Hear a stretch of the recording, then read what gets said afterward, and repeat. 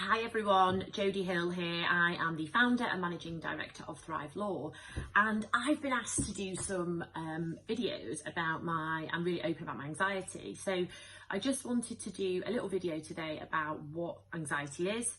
There's lots of different types of anxiety. I suffer with GAD, generalized anxiety disorder, and it varies really with different people. I experience various symptoms from overthinking, excessive worrying, lack of self-worth, sometimes lack of motivation, and just generally exhausted. Your body feels quite exhausted because it impacts on your sleep.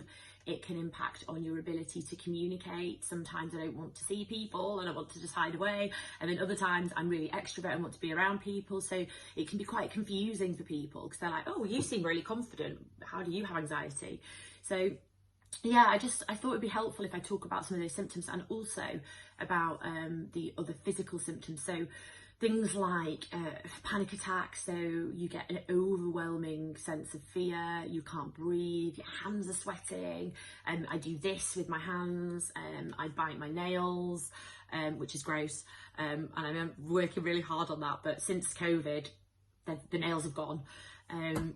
But you know, ultimately it manifests differently in every single person, and we can't generalize or stereotype anyone who suffers with anxiety. It's debilitating, it's exhausting, it's stressful, it's bloody crap at times, but equally we learn, when you have anxiety, you learn to live with it and you learn how to manage some of those symptoms. And I think the reason why I'm so open about it is I've been on a journey, and I wasn't that open about it when I first had symptoms, and I felt a bit weird.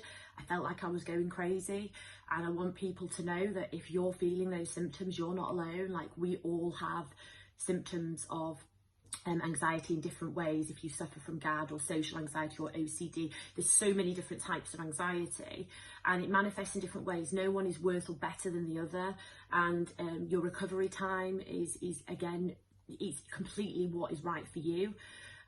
I'd also just touch briefly on medication. I think there's a lot of stigma around taking medication. I took loads of medication for a really long time, and I am medication free now, but I do have things in place like my running, my journaling, and all of the stuff that I do. So for me, that works really, really well because I found my way of coping.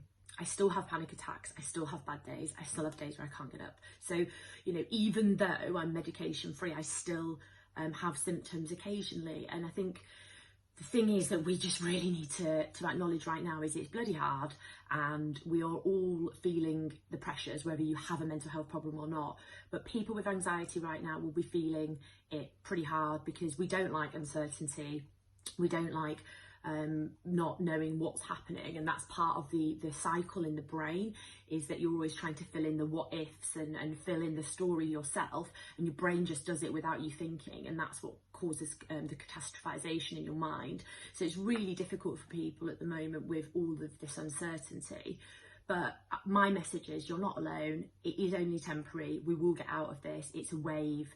Our mental health is not linear. It will go up and down, and we've got this. So hopefully that was helpful. If you have any experience, if you are experiencing any symptoms, you should reach out. There are places available to speak that are free. So the Samaritans, Chit Chat Britain, Mind, there's loads of places. I'll put loads of links in the resources. Please don't feel like you're on your own right now. It's really, really hard, and together we can get through this.